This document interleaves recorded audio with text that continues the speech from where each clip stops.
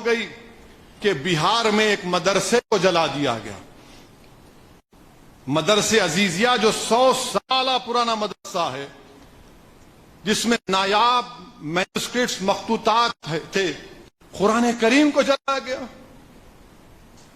مسجد کے مینار کو نشانہ بنایا گیا. اور وہاں پر سیکولر گورنمنٹ ہے، اور میں الیکشن لڑتا ہوں مجلس کا. نہیں تم کیوں لڑ رہے؟ ارے بھائی وہ مدرسے کو جلا دیے، منہ تو کھولو، منہ تو کھولو، کچھ تو بولو، مذمت تو کرو. قرآن کو جلا دیے نا، تم گونگے کیوں ہو؟ اتنی گراوٹ کیوں آ گئی کہ قرآن کو ظالم لوگ جلا رہے ہیں؟ کچھ تو بولو میرے بھائی. یہ تمہاری شفاعت کرے گی حشر کے میدان میں. یہ اللہ کا کلام ہے، یاد رکھو.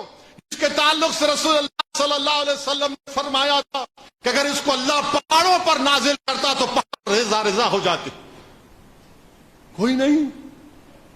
ہم پکار کر مذمت کر رہے ہیں. کیوں کر رہے ہیں؟ کیونکہ ناانصافی ہے. مگر جو لوگ سیکولرزم کے چودھری ہیں، جو لوگ میرے لڑنے پر کیا جھوٹے الزام لگاتی ہیں مجھ پر، اب تو بولو آپ. تو بولیں گے نہیں نہیں، یہ موقع نہیں ہے بولنے کا، خاموشی اختیار کرو. تو ہمارے بہار کے صدر اختر علی ایمان نے اچھا کہا اس پر.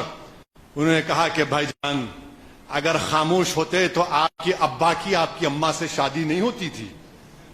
ان کو بولنا پڑا قبول ہے، اماں کو بولنا پڑا قبول ہے. تو خاموشی سے کام نہیں چلے گا. توڑو اس سناٹے کو، توڑو اس سناٹے کو. مگر کوئی نہیں بولے. اور وہاں کا چیف منسٹر ہے، مانے ایسا کبھی ادھر کلاٹی مارتے کبھی ادھر. اب جب ہم ان سے پوچھے کہ آپ معائنہ کیوں نہیں کیے، آپ اس مدرسے کو بناؤ دو، پولیس کے آفیسر کے سامنے یہ حرکت ہوئی. ہے بہار میں جہاں پر عورتوں کا ویڈیو دیکھو، آپ رو رہی ہیں میری بچی کی شادی کے لیے زیور رکھے. چلا گیا. کوئی حکومت کچھ نہیں بول رہی بہار کے. کیوں؟ کیونکہ وہ سیکولر ہیں.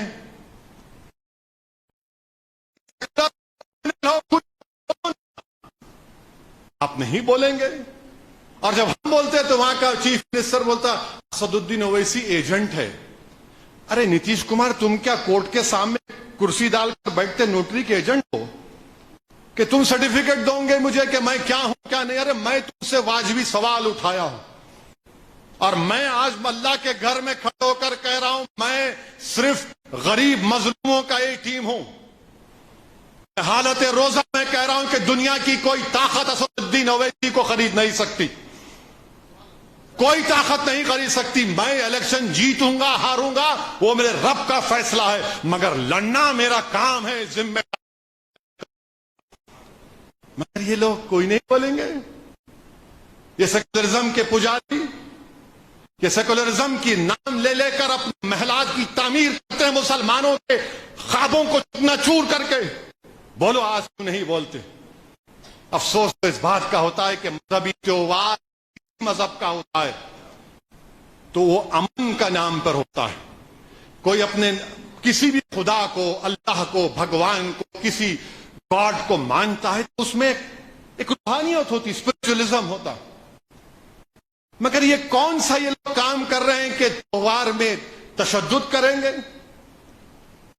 میں مسلمانوں سے اپیل کر رہا ہوں، نہ کرنا چاہیے. ہمارا تہوار ہوگا، امن ہے اسلام کا نام، ہم امن سے رہتے آئے، امن سے رہتے رہیں گے. مگر یہ لوگ کون ہیں؟ کون ہے؟ مودی جی تو نام ہی نہیں لیتے ان لوگوں کا. اچھا بولتے الٹا لٹکا دیتے. ہم ان کی سرکار آئی تو ادریس پاشا کو بنگلور میں 2 لاکھ روپے نہیں دیے، پیٹ پیٹ کر مار دیے. الٹا لٹکاؤ، وہاں بی جے پی کی سرکار ہے آپ کی. جنید نصیر کو زندہ جلا دیا گیا، تب بھی کوئی نہیں بولتے کیونکہ ہمارا راجستھان میں سیکولر گورنمنٹ ہے. کیوں گیا جنید اور نصیر کے گھر کو؟ ارے میں نے گیا تو کون جائے گا پھر؟ میں تو ہر اس گھر میں جاؤں گا، چاہے اس کا نام جنید ہو یا پھر ہمارا کوئی ہندو بھائی یا دلت بھائی ہو. ظلم ظلم ہے. صرف مسلمانوں پر ظلم ہو تو ظلم نہیں، کسی پر بھی ظلم ہوگا تو ظلم ہے، ہم اس کی مذمت کرتے ہیں۔ یہ کون سے کس راہ پر لوگ ملک کو لے کر جا رہے ہیں؟ آزادی کا امرت منا رہے ہیں اور مہاراشٹر کی درگاہ میں اندر جا کر جھنڈا ہلا رہے ہیں، درگاہ کے اندر جا کے جھنڈا ہلاتے رہے۔ کون سا تم کام کر رہے ہو؟ تم مسلمانوں کو، اسلام کو گالی دے کر تم کیا کر رہے ہو؟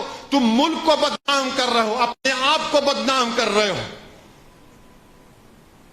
میرے عزیز دوستوں اور بزرگوں، وہیں پر ہم دیکھتے ہیں کہ اورنگ آباد میں مندر کو بچانے کے لیے ہمارا ایم پی امتیاز جلیل جا کر مندر میں 2 گھنٹے کھڑے ہو جاتا، موب کو بولتا کہ نہیں یہاں تم نہیں کر سکتے کچھ بھی۔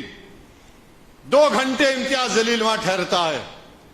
میں پوچھنا چاہوں گا بی جے پی سے، ادھو ٹھاکرے سے، مہاراشٹر کے چیف منسٹر شنڈے سے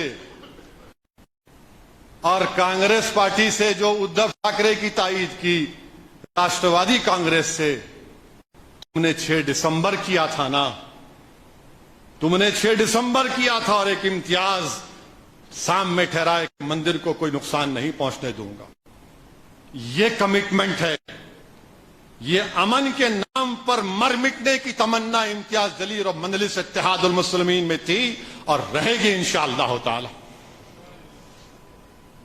میں سلام کرتا ہوں اورنگ آباد کے تمام ہندو، مسلمان، دلت بھائیوں کو جنہوں نے حالات کو بگڑنے سے روکا۔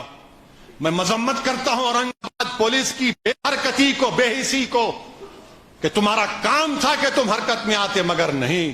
ویڈیوز دکھائے جا رہے ہیں کہ فائر انجن آ رہا ہے، اس کو روک دیا جا رہا ہے۔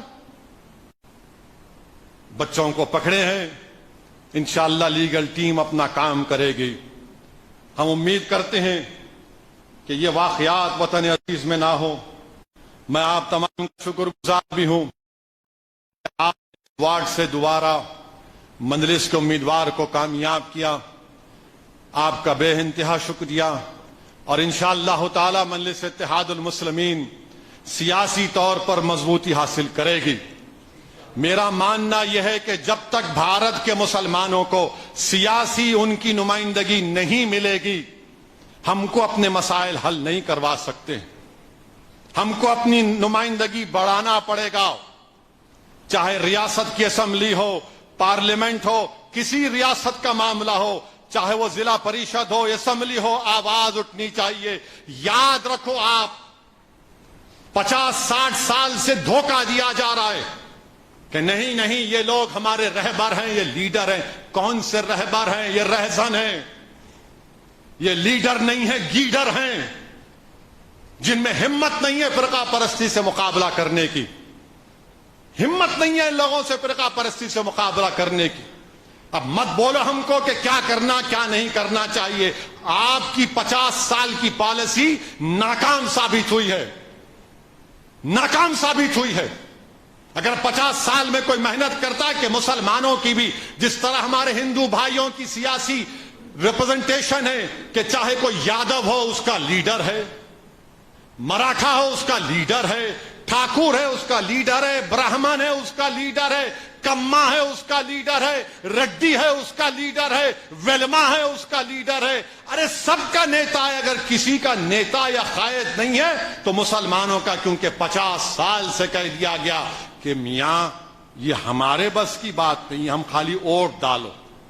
میں آپ سے کہہ رہا ہوں، آپ اپنی نیتا کو بناؤ، قیادت کو بناؤ، مرکز سیاسی کو بنائیے، اور انشاءاللہ تعالی دعا فرمائیے کہ اللہ سبحانہ وتعالی ہمارے اس نیک مقصد میں ہم کو اللہ کامیابی دے۔